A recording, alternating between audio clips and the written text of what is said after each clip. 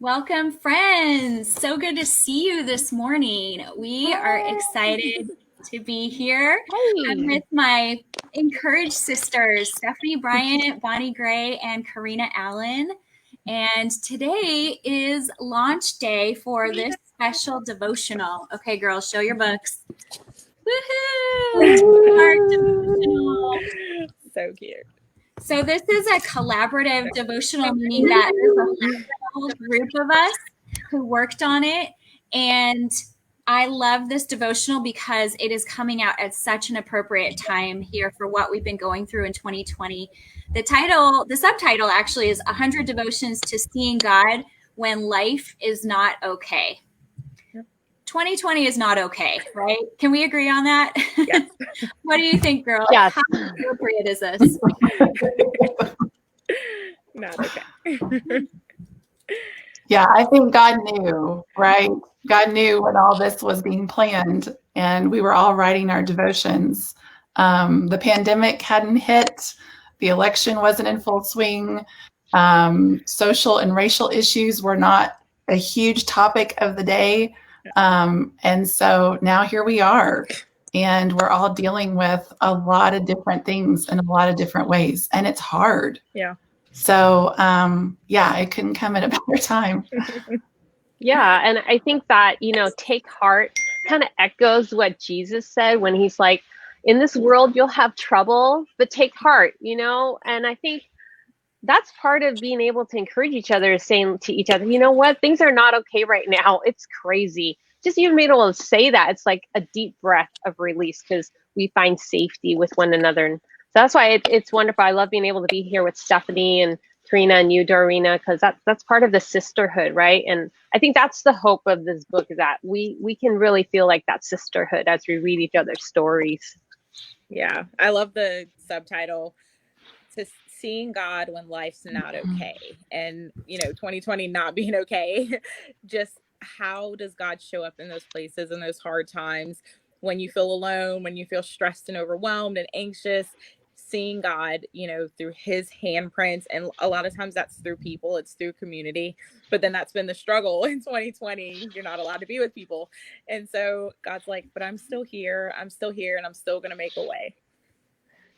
That's so good. I love how you articulated that, Karina. And Bonnie, you're right. I mean, this is like a sisterhood right here in a book that we get to deliver to your doorstep or your mailbox or whatever it is. I love the description on the back too. It says, in this 100-day devotional, the Encourage community comes alongside you when your heart is grieving, your faith is shaking, or you're having one of those mundane hard days. You won't find tidy bows or trite quick fixes, just arrows pointing you straight to Jesus. And that is definitely what I love about this. As I was kind of going through and reading some of the other devotionals that you all wrote and other friends on Encourage wrote, I just realized that, we're not trying to write these neat and tidy endings to the story or just slap a Bible verse on a hard issue, but people are sharing their real life experiences and their real stories and just that testimony that we're making it with Jesus by our side, even if it's not okay. So I'd love to dig in a little bit and ask you ladies to share about some of the devotionals that you wrote. We all wrote on a diversity of topics, so it's really fun to see just kind of how these stories all came together. And I wanted to ask you, Stephanie, if you would start us off, if you wanted to just share about one of the devotionals that's in the book.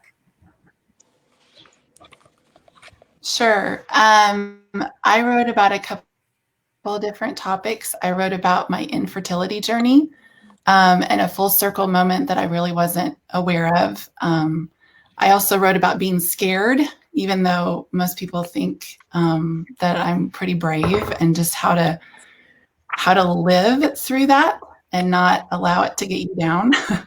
And then I also wrote about the wilderness, which I talk a lot about on my podcast, The Jesus-Led Adventure, and how seasons like this can feel like we're in the wilderness and like we're abandoned. And really there's a purpose, and it's actually a very special thing to live through the wilderness to get to a dwelling place with Jesus. He obviously never leaves us. He never forsakes us.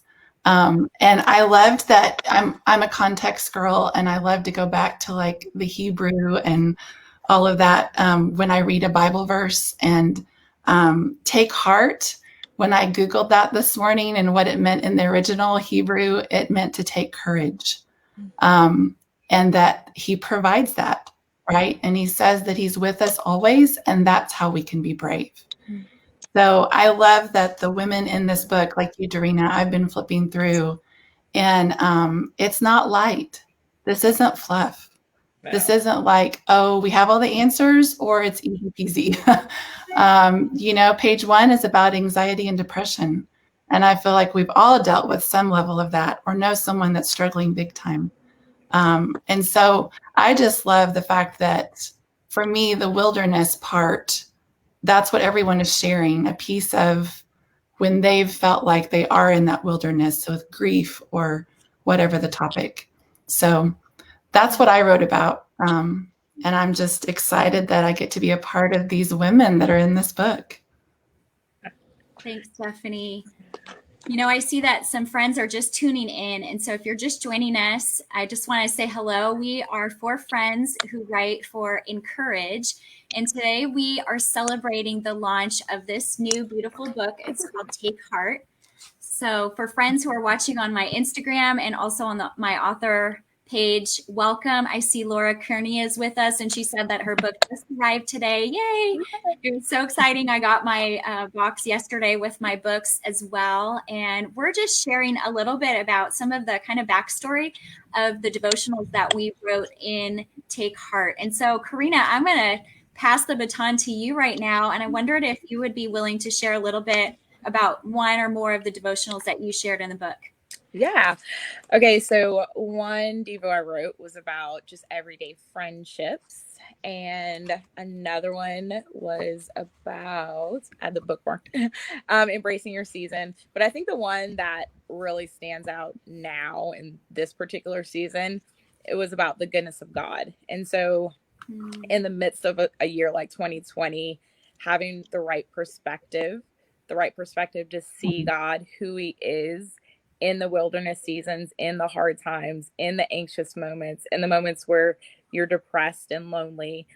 The right perspective is key to knowing God is still faithful in those times. Even if I can't see his hand, even if I can't feel him, he's near, he's faithful, he's good.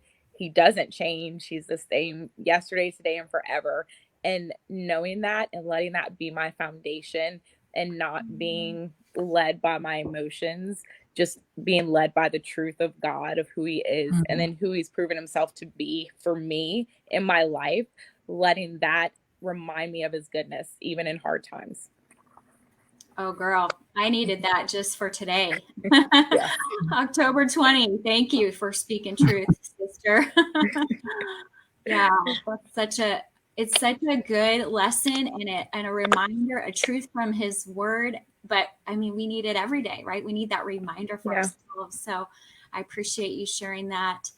Bonnie, I know that you wrote about a few different topics here, including rest, which is one of your kind of themes that you've written many books about and talk about. Would you share a little bit of the behind the scenes of your devotionals? Yeah, I'm the author of Whispers of Rest, and I also have a podcast that's Coffee Break for Your Soul. And so my whole passion is about encouraging us to remember that we are worth loving. I am one of those people that have struggled with anxiety and depression, and especially during this pandemic. Even though I know the truth, I know God loves me, I know he's in control, but my emotions, my soul, and also my body is weary. And so I think as women, we need to give ourselves permission to be honest and to be able to share, you know what, it's not going so well with me. I can't sleep that well at night. It's very hard to be at home, homeschooling with the kids, distance learning, and there's a lot of challenges. So I'm really excited that this book gives me an opportunity to share my heart about the importance of prioritizing our well-being. We all know this, but I think that if we share our hard stories, then we realize that we're not alone. And we realize, you know what? I guess I'm important too to God. And we as women tend to put ourselves in last priority because we are caregivers. And I think a lot of people don't know that a lot of people who struggle with anxiety and depression, Mm. it's people that are caregivers. It's people that are responsible. It's people that love and have a heart that for encouraging others. So we tend to be okay because we're strong in our mind with the truth. But God says, you know what? I see your heart. I see how it's hard for you. And I want you to know that you're first place in my heart. So the devotions I share in Take Heart are about kind of sharing those bits in my life where I hadn't realized that I was important to God too. So I think for me, growing up as the oldest in my family, in a single parent family, I guess it didn't really matter to me how I was doing growing up. What was most important to me is everybody else okay? And so I think especially during the pandemic, if we kind of take a look at maybe quieting down, we actually can realize we have needs too, and that it's not only just okay that we have needs, but God says, in my eyes, you are my beloved daughter, and come to me, and I will give you rest. And we all come to God in different ways. So I think it would be, fun to talk about what are ways that we each find rest, what are ways we refresh ourselves. And some people it's music, some people it's reading, some people it's like, extroverted activities like, we need to get on Zoom. But for some people, it's like taking time to just go out for a walk, So I think just giving each other permission to, do the things that are important to us and not feeling like, gosh, this is so trivial when everybody else is suffering. Why am I thinking about myself? And so again, God says, you are important. You are worth loving. Look at the flowers out in the field. Jesus was, living under Roman occupation. There's death, there's crucifixion everywhere. And yet Jesus said, look at the flowers. It's important that we refill ourselves. So I could go on, but that's really the gist of like what I feel passionate about in Take Heart is don't forget that you are important too. Mm-hmm. It's so good, friend. I often call Bonnie my rest mentor because her books and her words have had such an influence on me. And I've been on my own journey of rest. And I think it would be fun. Let's go ahead and share what are a couple of ways, maybe specifically during this pandemic or this year of 2020, that we've been able to find rest. For me, I know, this is something I kind of felt embarrassed about before, but I just need to take naps. And it's because there's such a decision fatigue that we feel, even for me as a woman of color, feeling this kind of racial fatigue of all that's going on in the world. And so I've actually been carving out about 20 to 30 minutes every afternoon where I will just set my timer. I'll go in my room. Sometimes maybe I don't fall asleep totally, but just to kind of remove myself from the screen. And even though I'm an extrovert and I love being on Zoom, I love connecting with people in this way, I found that even my eyes and my heart need to just like shut it down for a little amount of time. And I realize that's a luxury because we probably have some mamas watching who have little ones, little babies, or maybe you're working full time. But I have had to just say, this is something my body needs and give myself permission for it. Yeah. How about some of the rest of you? How do you rest?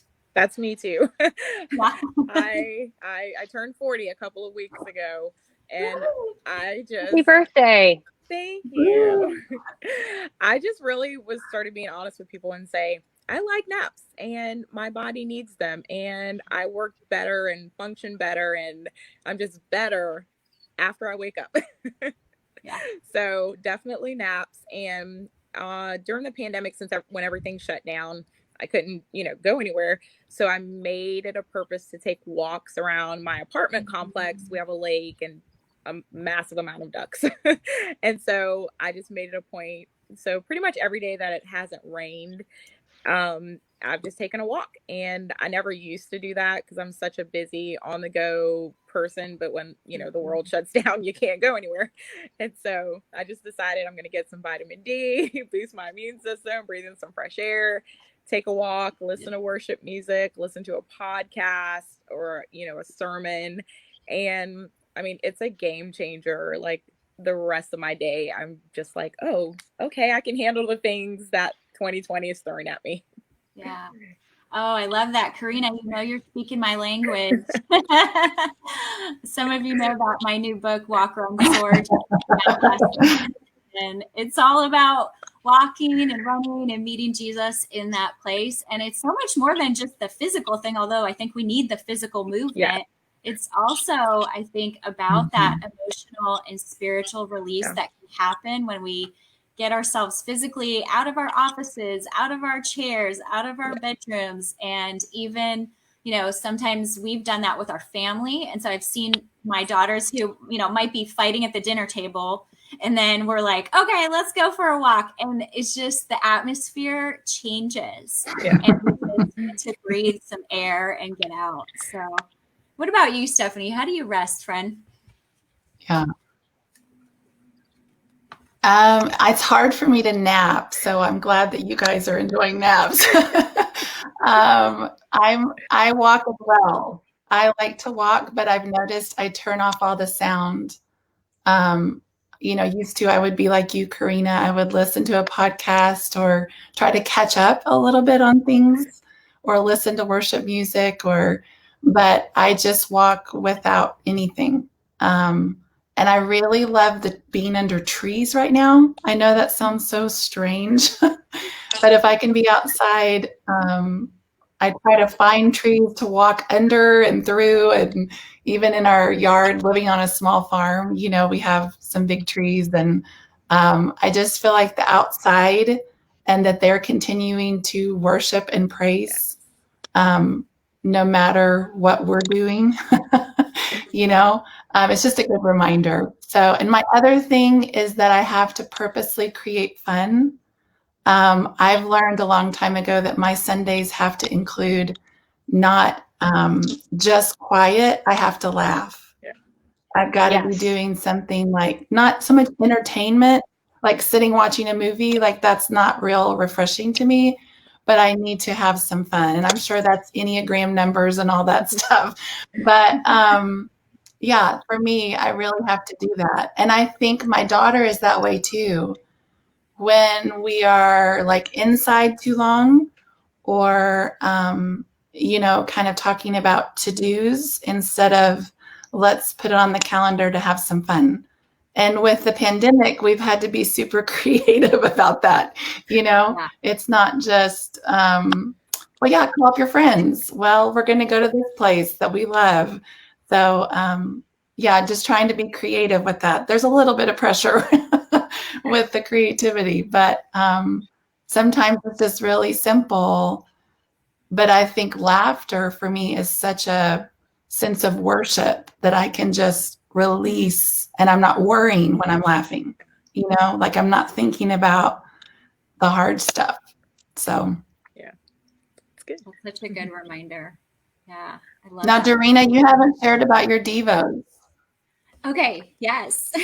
Thanks for passing it back. I am going to mention. We want to hear about yours. There's a few people commenting here on Facebook. Laura says that she's like you, Stephanie, that she finds rest being in nature, and I can definitely relate to that as well. The devotional that I wanted to share about, actually, I have several that are throughout the book, but one of them is called Experiencing Glory in Our Grief. And I do need laughter. And I also need to make space for grief. And what I mean by that is just allowing myself to, whether it's journal or I like to go running and just being outside with God in nature. And, there have been a lot of losses this year. And so I've realized that I need to return to that practice of just, sharing with Jesus, what is on my heart? What are the things that I'm sad about or frustrated with? And a lot of times I think in our culture, we try to push our grief down or push it aside, especially as you were talking about, Bonnie, as caregivers, that we feel like we need to, just kind of stuff that down in our hearts so that we can take care of our people. And I think it's something that I'm so passionate about, that we need to take time for that grief. So the one that I wrote on day 10, it talks about the story in John 11 about when Jesus goes to Mary and Martha's home and Lazarus has died, and how he just actually takes time to grieve with them. And it's such a precious verse to me that it says Jesus actually wept with those sisters. So he carved out time for that. And the thing that is always just amazing to me is to think about Jesus knew that he was about to raise Lazarus from the dead, but he still takes that time to be quiet, to, I imagine him kind of just sitting on the curb or sitting down with those sisters and just being in that sadness, in that lament with them before he performs the miracles. So I just want to encourage any of our friends who might be listening right now who are struggling with the grief of this year, the grief of this season. Maybe if anybody has lost a loved one through COVID or through some other sickness, that it's important for you to give yourself that space and that time to grieve. And it's actually the place where God meets us with his glory. And that's what I've experienced over and over again in my life. So good. It's so friend, good, Dorina. Yeah. Thank you. Thanks, friend. Are there any other highlights from this book or features of this book that you wanted to mention? We have about 5 minutes left here, and I'm going to look and see if there's any questions in the comments as well. Sending a shout out to Joy. I just think now's the time to buy it and to start it. Yes. Yes. Don't wait till after the election. Don't wait until the new year. I think this would be a great countdown to Christmas. Yes. That it's like, okay, Jesus came and he cares and he's with us, and it's 100 days, and each are such bite-sized pieces, Let me see if I can show you like the page to give an example, right? So like, it's just, it would literally take you the same amount of time to read an Instagram post. Yes. It's not lengthy. So each of us share, a little bit of our story. We share application of like encouraging you. And then there's a prayer. So you could use this as just like, wake up, turn the light on, read this, and then grab your phone. So I just think it's very accessible and would be a really great gift for anyone that is struggling. I was thinking about different people that I know that have been through really everything in this book in the last 6 months. Whether they've lost a loved one, whether they're dealing with depression for the first time, dealing with infertility. A lot of the issues that we had before the pandemic continue. They don't stop. And it's now just compounded. So, I think this makes a really great gift.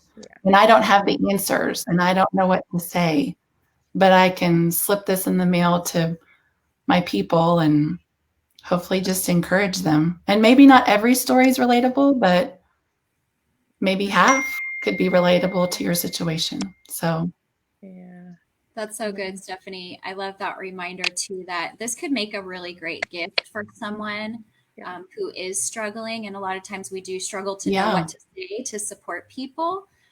So definitely consider this for a gift, or even put it on that Christmas list, something to pass on. Yeah. Amen. Okay, I'm going to give you guys a little sneak peek of something that's coming out here in a couple of weeks. This is the Take Heart Prayer Journal. So it's not available quite yet, but it's going to be available on dayspring.com. And this is a companion product that goes right along with the devotional. I love it because it has quotes from the book. And then there's a space in it to say what you're grateful for, your prayer requests. So again, this would make a great gift, or even just a special thing for yourself that you could build into your rest routine each day. And the girly part of me, they're just really pretty. Like, they're pretty. They just make me happy.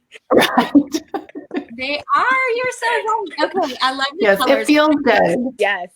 It feels It good. shows up. It's kind of it's this beautiful, like, I think the color is alabaster. Is that it, girls? Ooh. It's like this peachy alabaster color, and then a navy blue. So yes, I am all about the pretties. Yeah. And I think we just all appreciate I love it. stories. I And think we we all love it. appreciate stories. Yeah. Yeah, we all have our Take Heart t-shirt. Yes, the Take Heart t-shirts are also going to be available. I think the Take Heart stories is what I love. I love that all these are real stories, and they're what feed us. Stories is what encourages us, and just to know that we're all part of the whole tapestry of God's beautiful mosaic.